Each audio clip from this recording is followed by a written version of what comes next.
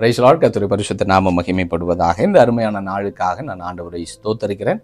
இந்த நாளிலும் கர்த்தர் நம்மோடு பேசும்படிக்காக கர்த்தர் கொடுத்ததான கர்த்தருடைய வார்த்தை மீகா 2வது அதிகாரத்தில் 3வது வசனம். ஆகையால் கர்த்தர், நான் இந்த வம்சத்தாருக்கு விரோதமாய் தீமையை வருவிக்க நினைக்கிறேன். அதினின்று நீங்கள் கழுத்தை நீக்க மாட்டீர்கள். நீங்கள் மேட்டிமையாய் நடப்பதில்லை.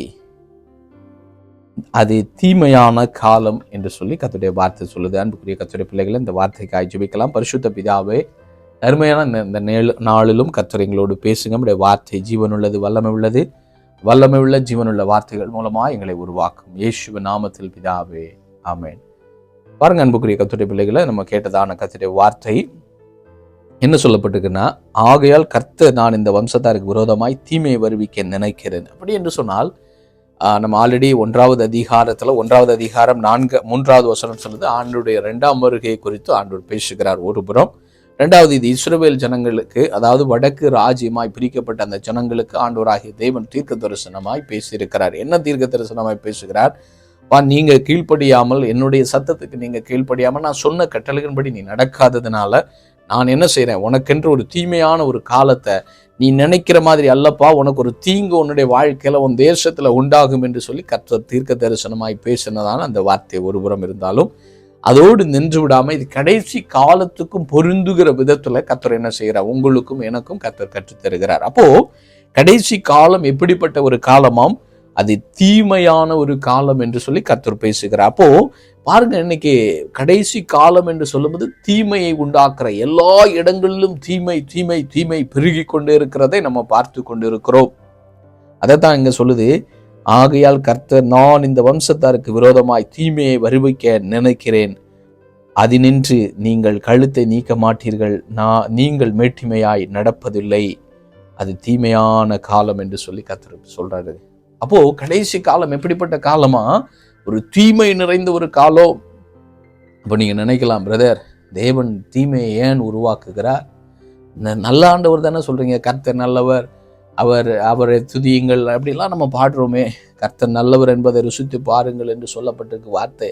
கர்த்தர் நல்லவர் என்றெல்லாம் பேசுகிறோமே. ஆனால் இங்க என்ன சொல்லப்பட்டிருக்குது, கர்த்தரே தீமையை என்ன செய்வாராம், கர்த்தர் தீமையை வருவிக்க நினைக்கிறேன் என்று ஆண்டவர் சொல்றாரே. அப்போ ஏன் ஆண்டவர் இவ்வளவு கொடுமையான தேவனா அப்படின்னு எல்லாம் நமக்கு மனதில் தோன்றுவது உண்டு. உண்மைதான்.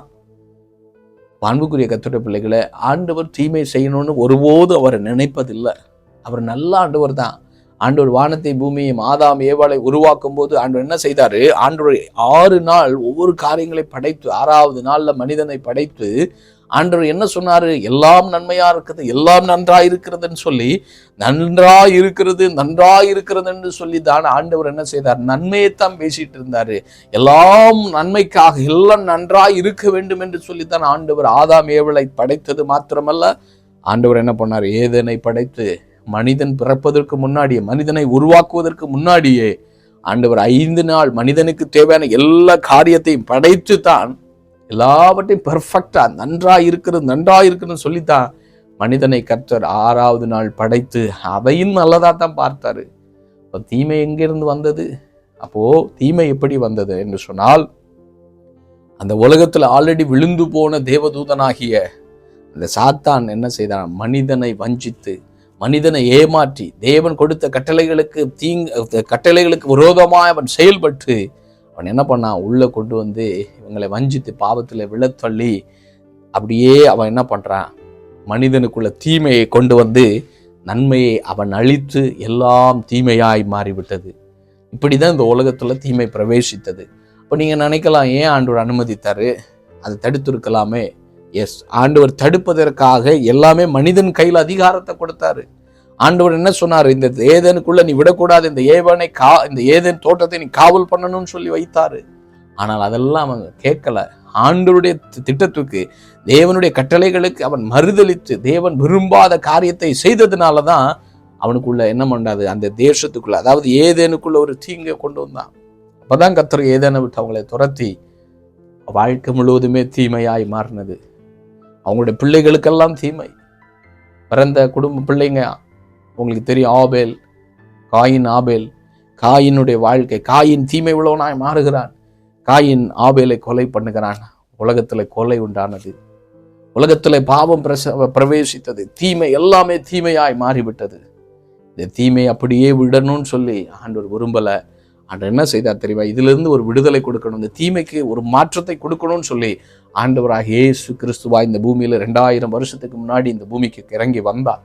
இறங்கி வந்து இந்த ஜனங்களை தீமையிலிருந்து பாதுகாக்க வேண்டும், தீமையை அப்படியே விட்டுவிடக் கூடாது என்று சொல்லி ஆண்டவர் என்ன செய்தார்? அந்த ஜனங்களை விடுவிக்கும்படிக்காக ஆண்டவராக இயேசு கிறிஸ்து தன்னுடைய சொந்த இரத்தத்தை என்ன செய்தாரு? ஒரு கல்வாரி சிலுவையில உங்களுக்காக எனக்காக பலியாகி ஆண்டவர் என்ன செய்தார்? அந்த தீமையை மாற்றும்படிக்காக அவர் உங்களுக்காய் பலியானார் என்று சொல்லி ஆண்டவருடைய வார்த்தை சொல்லுது. அப்போ தீமையிலிருந்து மாற்ற முடியும். இந்த உலகத்துல தீமை பெருகி இருந்தாலும் அப்ப அந்த இயேசு கிறிஸ்துடைய இரத்தத்தை விசுவாசிக்கிற பிள்ளைகளுக்கு தீமை என்ன செய்யறதில்ல, தீமை அவர்களை அணுகுறதில்ல. தீமையிலிருந்து அவங்களுக்கு என்ன உண்டு? ஒரு விடுதலை உண்டு என்று சொல்லி கர்த்தருடைய வார்த்தை சொல்லுது. பாருங்க, அதைத்தான் மத்தேயு 6வது அதிகாரத்துல ஆண்டவருடைய வசனம் இப்படியாய் சொல்கிறது. 6வது அதிகாரம் 13வது வசனம், எங்களை சோதனைக்கு உட்பட பண்ணாமல் தீமை நின்று எங்களை ரட்சித்துக் கொள்ளும் அப்படின்னு சொல்லப்படுது. அப்போ தீமையிலிருந்து ரட்சித்துக் கொள்கிறவர் யார்? அவர் தான் ஆண்டவராக இயேசு கிறிஸ்து. தீமையிலிருந்து, இந்த உலகம் தீமையினால நிரம்பி இருக்கிறது. எப்போ வேண்டுமானாலும் தீமை நடைபெறலாம், எப்போ வேண்டுமானாலும் தீமை உண்டாகலாம். ஏன் என்று சொன்னால் தீயவனாகிய தீமை உருவாக்குறவனாகிய தீமைக்கு காரண இருக்கிற சாத்தான் இந்த உலகத்துல இருந்து எப்படியாவது தீமையை மனிதனுக்கு செய்ய வேண்டும் என்று சொல்லி அவன் யோசித்து ஜனங்களை வஞ்சித்து அவன் பக்கத்துல திருப்பி தீமையில விழப்பண்ணி தீமையில அழித்து அவனுடைய வாழ்க்கை அழிந்து போக வேண்டும் என்று சொல்லி சாத்தான் என்ன செஞ்சிட்டு இருக்கிறான்? அவன் தந்திரமா இன்னைக்கு அநேக குடும்பங்களை நுழைந்து அநேக தேசங்களை நுழைந்து தீமையான காரியங்களை தேசங்களுக்குள்ள விதைத்து கொண்டு ஜனங்களை அழித்து கொண்டிருக்கிறான் என்பதை நீங்கள் அறிய வேண்டும். அதனால தான் மீகா 2வது அதிகாரத்துல கர்த்தர் பேசுகிறார், அது தீமையான காலம் என்று சொல்லி. அப்படி என்று சொன்னால் கடைசி காலம் ஒரு தீமை, எங்கே எல்லா இடங்களும் தீமை பெறுகிற காலம். ஏனென்று சொன்னால் பிசாசுக்கு கொஞ்ச காலம் உண்டென்று அவன் அறிந்து எவனை அழிக்கலாமோ என்று சொல்லி அவன் என்ன செஞ்சிட்டு இருக்கிறானா, எல்லார் மேலே ஆபத்தை கொண்டு வரும்படிக்காக அவனுக்கு கொஞ்ச காலம்தான் இருக்கிறது. கடைசி காலம் நாட்கள் நெருங்க நெருங்க, அவருடைய வருகையின் காலம் நெருங்க நெருங்க சாத்தானுக்கு தெரியும் இந்த உலகம் முடிய போகிறது. அவருடைய வருகை வந்தால் ஜனங்கள் எல்லாம் அவரோடு கூட, நடக்கிறவர்கள் எல்லாம் அவரோடு கூட சென்று விடுவார்கள். அதனால் அந்த கொஞ்ச காலம் இருப்பதை அவன் அறிந்து எப்படியாவது ஜனங்களை அழிக்க வேண்டும் என்று சொல்லி அவன் தந்திரமாய் ஜனங்களுக்குள்ள தீமையை விதைத்து அவர்களை அழிக்கும்படிக்காக அவன் போராடி கொண்டிருக்கிறான் என்று சொல்லி கர்த்தருடைய வார்த்தை சொல்லுது. அப்படி என்று சொன்னால் கடைசி காலம் தீமைகள் பெருகிற காலம். தீமை எங்க பார்த்தாலும் தீமையான காரியங்கள். பாருங்க, கடந்த நாள்ல நம்ம நியூஸ்ல பார்த்தேன், இந்திய தேசத்துல தமிழ்நாட்டுல சிறு பிள்ளைகளுக்கு விரோதமாய் பாலியல் வன்கொடுமை. பாருங்க, நம்ம சென்னை மாவட்டத்துல, சென்னை கேபிட்டல்ல நடந்து கொண்டு இருக்கிறது. சிறு பிள்ளை ஸ்கூலுக்கு போயிட்டு வருது, 4ஆம் படிக்கிற பிள்ளை, ஒரு கயவன், ஒரு வாலிபன் அந்த பிள்ளைய தப்பான இடத்துல தப்பான காரியத்தை செய்யும்படிக்காய், பாலியல் பாவத்திற்கு நேராக தீமையான அந்த பாவத்துல விழப்பண்ணும்படிக்காய் சின்ன பிள்ளை. ஏன் முடியுது? இது எப்படி நடக்குது?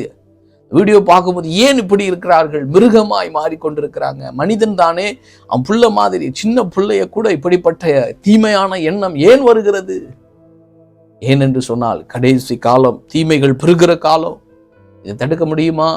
தடுக்க முடியுமா பிரதர் அப்படின்னு கேட்கலாம். ஒருவேளை அநேக கவர்மெண்ட் குத்தம் சொல்லலாம், கவர்மெண்ட் கண்டுக்கல, கவர்மெண்ட் இப்படி பண்றான் அப்படி பண்றான். ரைட்டு, கவர்மெண்ட் என்னதான் பண்ணாலும் கடைசி காலத்துல இப்படிப்பட்ட தீமைகள் பெருகி கொண்டுதான் இருக்கும். இந்த தீமைகளை கண்ட்ரோல் பண்ண முடியுமா? எஸ். கர்த்தருடைய பிள்ளைகளே, ஆண்டவரை அறிந்தவர்களே, கர்த்தரோடு கூட நடக்கிறவர்களே, நீங்களும் நானும் அதிகமாக ஆண்டவரோடு கூட ஜெபிக்கணும். ஆண்டவரை எங்க தேசத்தை தீமையிலிருந்து ரட்சித்துக் கொள்ளுங்க. அதுக்கு ஒரே ஒரு வழி, இயேசு மட்டும்தான் அதுக்கு செய்ய முடியும். அதனால தான் கர்த்தருடைய வார்த்தை சொல்லுது 6:13, தீமை நின்று எங்களை ரட்சித்துக் கொள்ளும். தீமையிலிருந்து ரட்சிக்கக்கூடிய ஒரே ஒரு வழி இயேசு மட்டும்தான். கடைசி காலம் தீமைகள் பெருகிற காலம்தான்.